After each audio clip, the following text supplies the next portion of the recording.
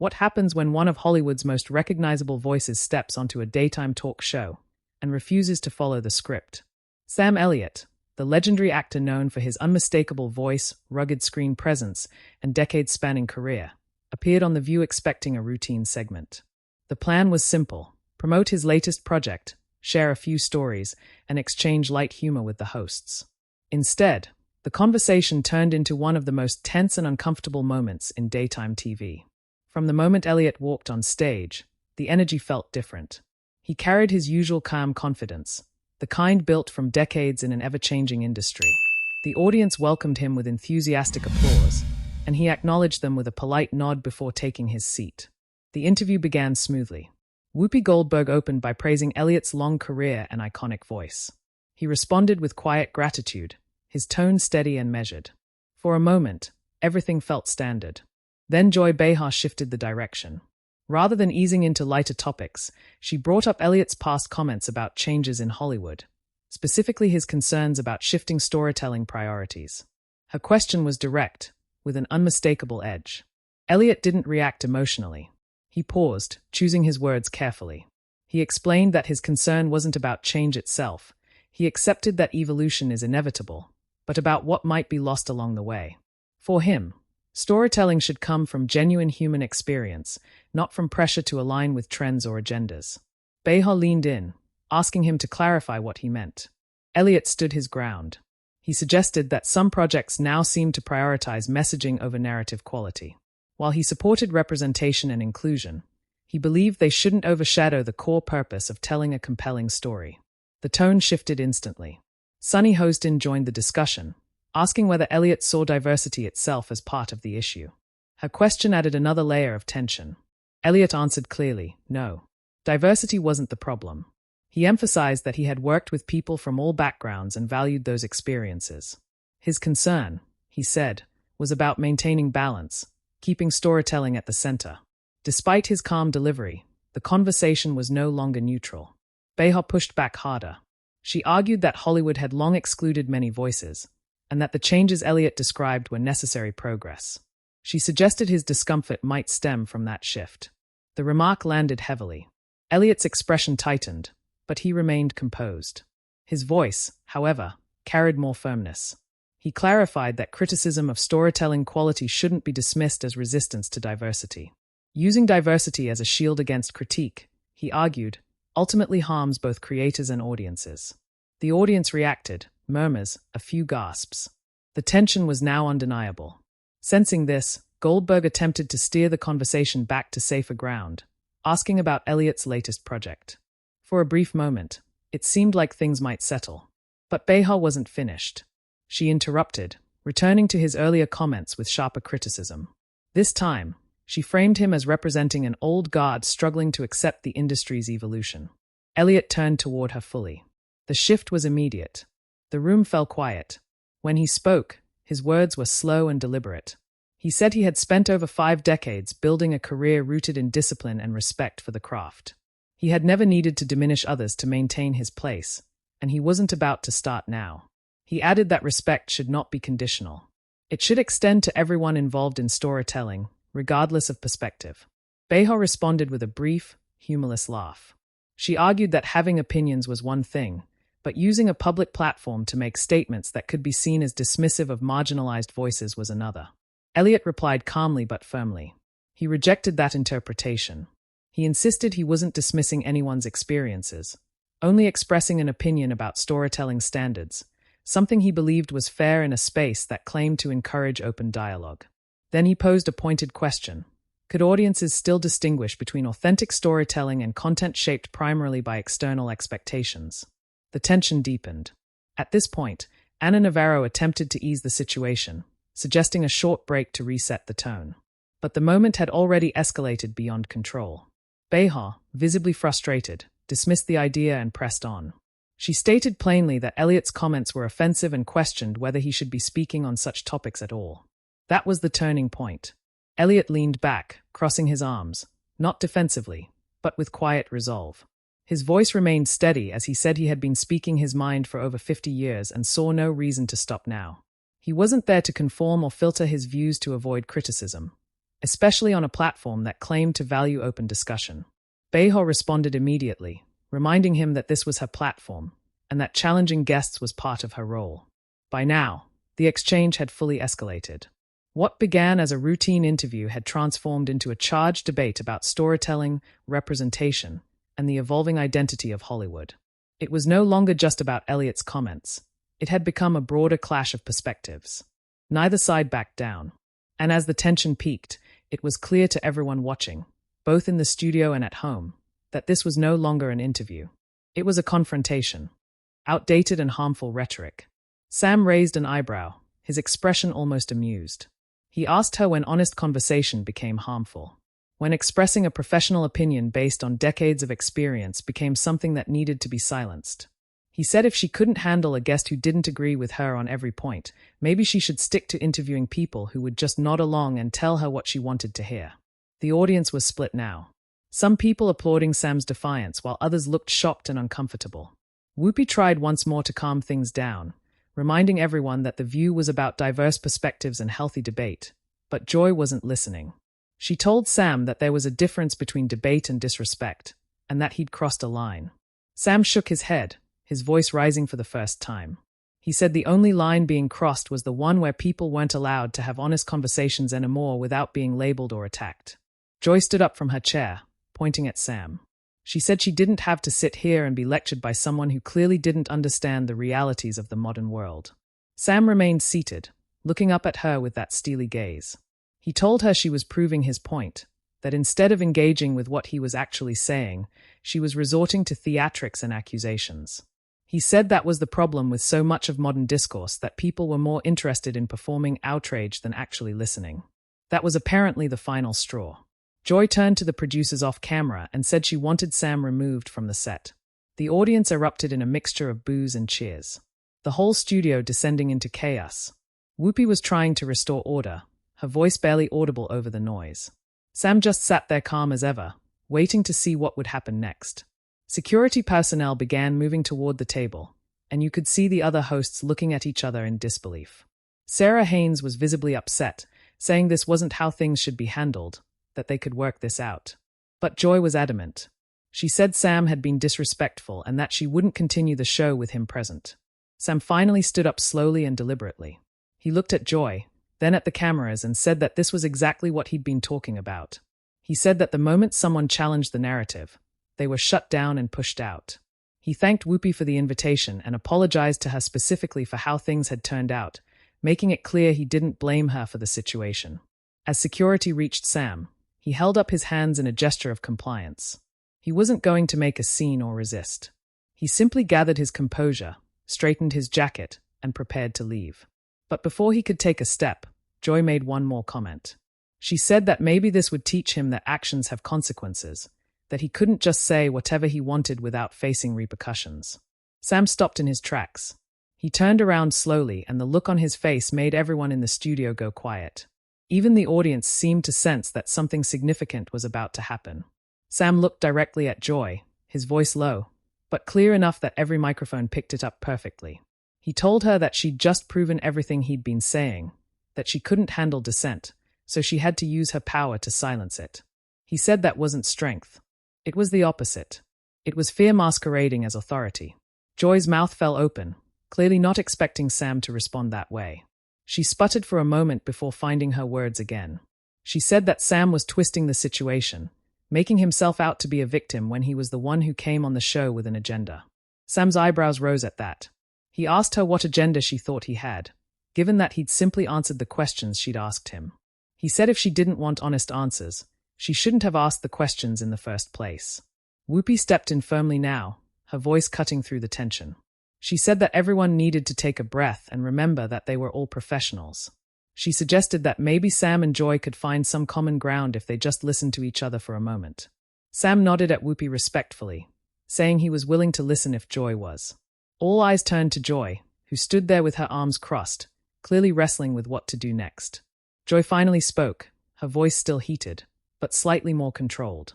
She said that she'd listen, but that Sam needed to understand why his words were problematic.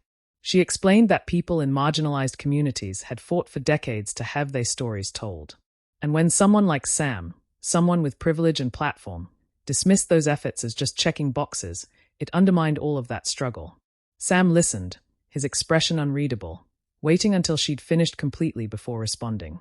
When he did speak, his tone was different, more measured, but no less firm.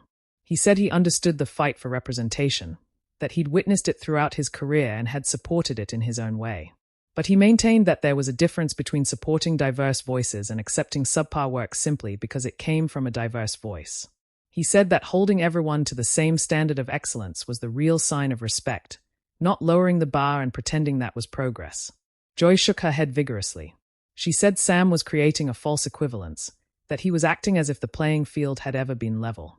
She pointed out that for every person of color or woman or member of the LGBTQ community who got a chance to tell their story, there were dozens who didn't simply because the gatekeepers didn't think their perspective was marketable.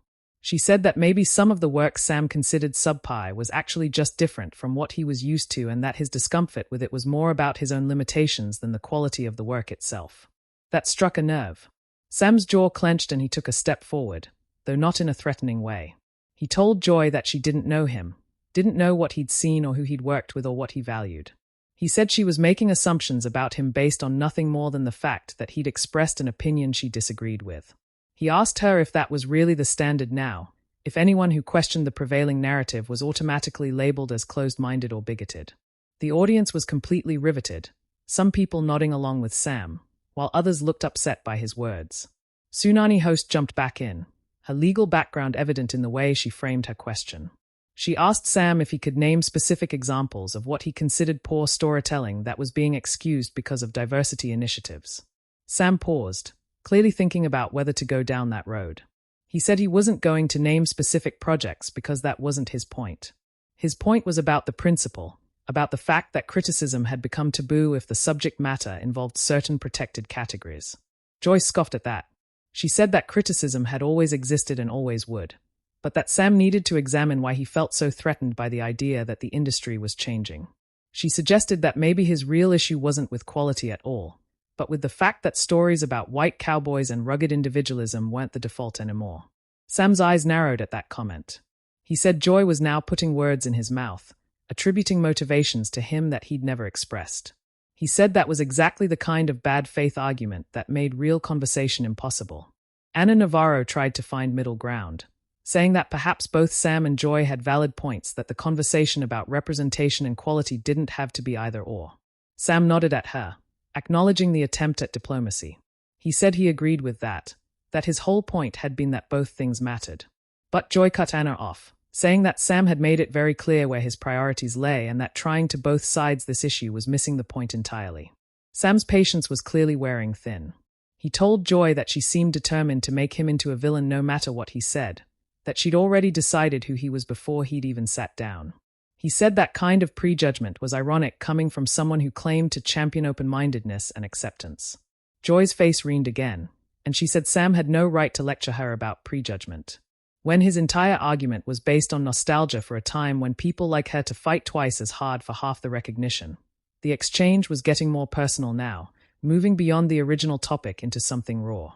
Sam said he'd never claimed the past was perfect, that he knew Hollywood had serious problems with discrimination and exclusion.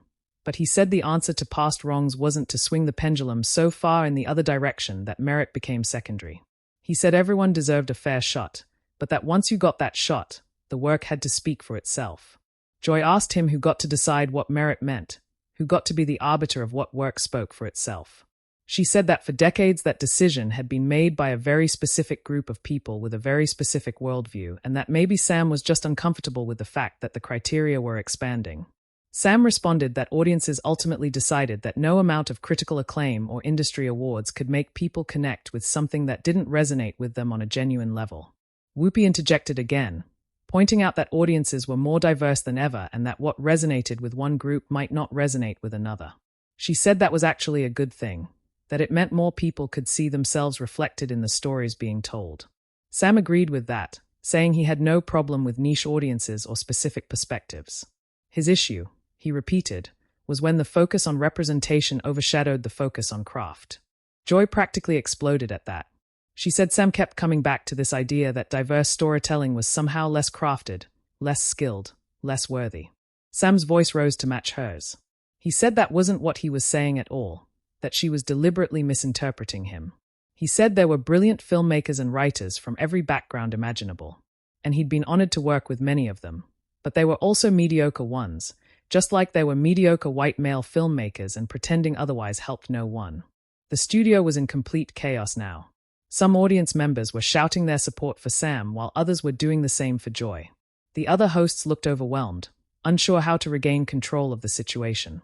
Sarah Haynes was nearly in tears, saying that this wasn't productive, that they were all talking past each other, but neither Sam nor Joy seemed willing to back down. They were locked in now, both of them too invested in making their point to find an exit ramp. Joy took a deep breath and seemed to shift tactics. She told Sam that she understood he felt attacked, but that sometimes people needed to hear hard truths about their blind spots. She said that maybe this conversation was uncomfortable for him because it was forcing him to confront things about himself and his career that he hadn't wanted to examine. Sam shook his head slowly, a bitter smile crossing his face. He said the only thing this conversation had forced him to confront was how little nuance existed in public discourse anymore. He elaborated, saying that everything had to be black and white, good or bad, with us or against us. He said there was no room for complexity, no space for someone to say that two things could be true at once. He could support diversity and question execution. He could acknowledge past injustices and still critique present approaches, but according to Joy, according to people who thought like her, that made him the enemy. Joy didn't let that stand. She said that Sam was playing the victim again, acting as if he was being persecuted for simply having an opinion. She pointed out that he'd had a long, successful career in an industry that had been very good to him, and that maybe he should show some gratitude instead of complaining about how things were changing. Sam's expression hardened. He said gratitude didn't mean silence, that being successful didn't obligate him to endorse things he didn't believe in. The argument had reached a fever pitch. Whoopi was trying to call for another commercial break, her voice barely audible over the noise in the studio.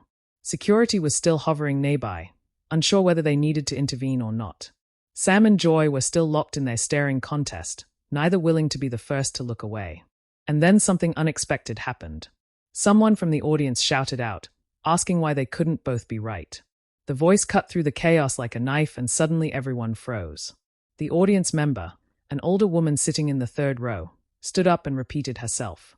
She said that maybe Sam and Joy were both right, that maybe the problem wasn't that either of them was wrong, but that they were talking about different things entirely. The camera swung toward her, and you could see the surprise on everyone's faces, including Sam and Joy. Whoopi seized the opportunity, asking the woman to elaborate. The woman said that Sam seemed to be talking about artistic standards and creative integrity, while Joy was talking about access and opportunity. She said those weren't opposing ideas, that you could care about both without diminishing either. She looked at Sam and said she understood his concern about quality. But then she looked at Joy and said she also understood the frustration of watching doors stay closed for people who deserved a chance. For a moment there was complete silence. Sam was the first to respond. He thanked the woman and said that was the most sensible thing anyone had said all morning. He admitted that maybe he hadn't articulated his position as clearly as he should have. That in trying to make his point, he'd left room for misinterpretation. But he maintained that his core argument still stood, that excellence should never be sacrificed, regardless of who was creating the work. Joy looked conflicted, clearly not ready to concede entirely, but also seeming to recognize that the woman had made a valid observation. She said that she appreciated the audience member's perspective, but that she still felt Sam's framing of the issue was problematic. She argued that when someone in his position expressed concerns about quality in the context of diversity initiatives, it sent a message, intentional or not, that diverse voices were inherently less capable. Sam's shoulders sagged slightly, a sign of exhaustion rather than defeat. He said he understood how his words could be interpreted that way, but that wasn't his intent. He asked Joy directly what she wanted him to say. What combination of words would convey his actual beliefs without being misconstrued as an attack on diversity? Joy paused at that, seemingly caught off guard by the directness of the question. She thought for a moment before responding. She said that maybe the issue was that Sam was focusing on the negative, on the examples he thought didn't measure up, rather than celebrating the incredible work that was being done by diverse creators. She suggested that if he used his platform to highlight the excellent storytelling coming from underrepresented voices, people might be more receptive to his critiques when he did offer them. Sam nodded slowly, considering her words. He said that was fair, that he probably did focus too much on what frustrated him rather than what inspired him. But he pushed back slightly, saying that celebrating the good didn't mean ignoring the mediocre, and that honest criticism was a form of respect, not disrespect. He said, if you really believed in someone's potential, you held them to high standards rather than making excuses for them. Sunani Holston jumped in, saying that the problem with that logic was that diverse creators often faced harsher criticism than their white counterparts, that they weren't given the same grace or room to fail. She said that when a movie directed by a white man flopped, it was just a bad movie. But when a movie directed by a woman or person of color flopped, suddenly it became evidence that diversity initiatives were failing. Sam frowned at that, clearly troubled by the implication. He said that if that was true, and he didn't doubt that it was in some cases, then that was a problem that needed to be addressed. But he argued that the solution wasn't to lower standards or shy away from honest critique. It was to apply those standards fairly and consistently across the board. He said, everyone should be held accountable to the same level of excellence, and everyone should be given the same opportunity to learn and grow from their failures. Joyce seemed slightly less combative now, though still clearly frustrated. She told Sam that she understood what he was saying in theory, but that theory and practice were two different things. She said that in a perfect world, everyone would be judged purely on merit. But they didn't live in a perfect world. They lived in a world where bias, conscious and unconscious, still influenced every decision. She said that until that changed, there needed to be active efforts to counterbalance those biases. Sam agreed that bias was real and needed to be addressed. But he questioned whether the current approach was actually solving the problem or just creating new ones. He said that when you made hiring decisions based primarily on demographics rather than qualifications, you risked perpetuating the very stereotypes you were trying to combat. He said it suggested that people from underrepresented groups needed special treatment to compete, which he found insulting to the incredibly talented individuals he'd worked with. Ana Navarro pointed out that affirmative action and diversity initiatives weren't about special treatment. They were about leveling a playing field that had been tilted for generations. She said that giving someone a fair shot wasn't the same as giving them an unfair advantage. Sam said he understood the distinction, but that he'd seen situations where the pendulum had swung too far, where qualified people were passed over specifically because they didn't check the right demographic boxes. Joy pounced on that, asking Sam for specific examples. He hesitated, clearly not wanting to name names or throw anyone under the bus. He said he wasn't going to air other people's dirty laundry on television, but that anyone who'd been in the industry as long as he had knew these situations existed. Joyce said that sounded like convenient vagueness, that it was easy to make accusations without backing them up with evidence. Sam's frustration returned. He said he wasn't making accusations. He was sharing his observations from 5 decades in Hollywood. He said Joy could choose to believe him or not, but that dismissing his experience out of hand simply because it didn't align with her worldview was its own form of closed-mindedness. Joy bristled at that, saying that she hadn't dismissed anything. She'd simply asked for evidence to support his claims, which was a reasonable request. Whoopi stepped in again, her voice firmer now. She said that they'd been going in circles for the better part of an hour and that maybe it was time to acknowledge that Sam and Joy simply had fundamental disagreements about this issue. She said that was okay, that not every conversation needed to end in consensus. What mattered was that they'd both had the opportunity to express their views and that the audience had witnessed a real unscripted exchange of ideas. Sam turned to Whoopi and thanked her for moderating as best she could under difficult circumstances. He said he appreciated being invited on the show, even if things hadn't gone as anyone had planned. He looked at Joy and said he respected her passion, even if they disagreed on how to channel it. He said he hoped she could respect his right to have a different perspective, even if she found that perspective frustrating or wrong. Joy looked at him for a long moment before responding. She said she could respect his right to his opinion, but that respect didn't mean agreement or acceptance. She said she would continue to push back against viewpoints she found harmful, just as she was sure Sam would continue to express opinions she disagreed with. She said that was the nature of public discourse, that it was messy and uncomfortable but necessary. Sam nodded at that, a slight smile crossing his face for the first time since the argument had begun. He said he wouldn't have it any other way. That sanitized conversations where everyone agreed on everything were worthless. He said the friction was where the growth happened, where people were forced to examine their own beliefs and either defend them or adjust them. He said he'd rather have this heated exchange than a polite, meaningless chat where nothing real was discussed. The audience seemed split on how to react. Some people were applauding, appreciating the raw honesty of the conversation. Others looked uncomfortable, clearly wishing things had stayed more civil. The other hosts looked exhausted, like they'd just been through an emotional marathon. Sarah Haynes spoke up, saying she hoped people watching at home understood that difficult conversations were important, even when they got uncomfortable. Sunny added that disagreement didn't have to mean disrespect, though she noted that the line between passionate debate and personal attacks could get blurry. She said she hoped everyone could reflect on the conversation and find something valuable in it, even if that value was simply a better understanding of how deeply people felt about these issues. Anna agreed, saying that the conversation had been intense, but ultimately worthwhile. Joy had one final comment. She looked directly into the camera and said that viewers shouldn't take this conversation as evidence that diverse storytelling was under attack or that the progress made in recent years was at risk. She said the industry was moving forward with or without the approval of those who preferred the old ways. She said change was hard, but it was happening and that was something to celebrate rather than resist. Sam couldn't let that go without a response. He said he wasn't resisting change. He was advocating for thoughtful change rather than reactive change. He said there was a difference between evolution and revolution, and that burning everything down to rebuild from scratch often resulted in losing valuable things that should have been preserved. He said Hollywood's history was complicated, full of both achievements and failures, and that selectively remembering only the failures did a disservice to everyone who'd contributed something meaningful. Whoopi finally put her foot down. She said they needed to wrap up before the network pulled them off the air entirely. She thanked Sam for coming on the show and for engaging in an honest conversation regardless of how contentious it had become.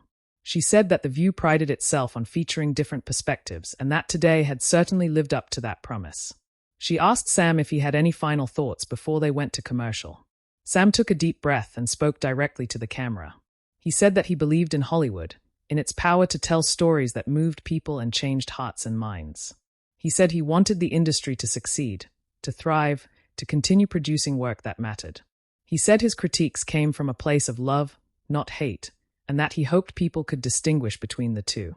He said he wasn't anyone's enemy, even Joy's, and that he'd be happy to continue this conversation anytime, anywhere. Joy gave a tight smile but said nothing. Whoopi thanked everyone for watching and teased the next segment before cutting to commercial. As the cameras pulled back, you could see Sam standing up, shaking hands with the hosts who were willing, which turned out to be everyone except Joy. She'd already left the table, heading backstage without a word. Sam watched her go, shook his head slightly, and then followed security off the set. The whole thing had been unprecedented. A guest getting into a heated argument with a host wasn't entirely unusual on The View, but the intensity and length of this particular exchange was something else entirely. Social media exploded within minutes with clips of the confrontation going viral across every platform.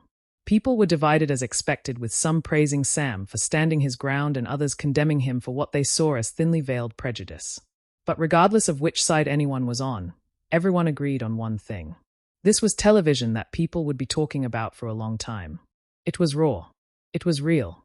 And it was exactly the kind of unscripted moment that reminded people why live television still mattered. Sam Elliott had come on The View to promote his latest project and had ended up at the center of one of the most talked about moments in daytime television history. So, what do you think about all of this? Was Sam out of line, or was he just saying what a lot of people in Hollywood are thinking but are too afraid to say? Drop a comment below and let us know where you stand. And if you haven't already, make sure you hit that subscribe button because we're going to keep bringing you stories like this that get people talking. What other celebrity interviews do you think went too?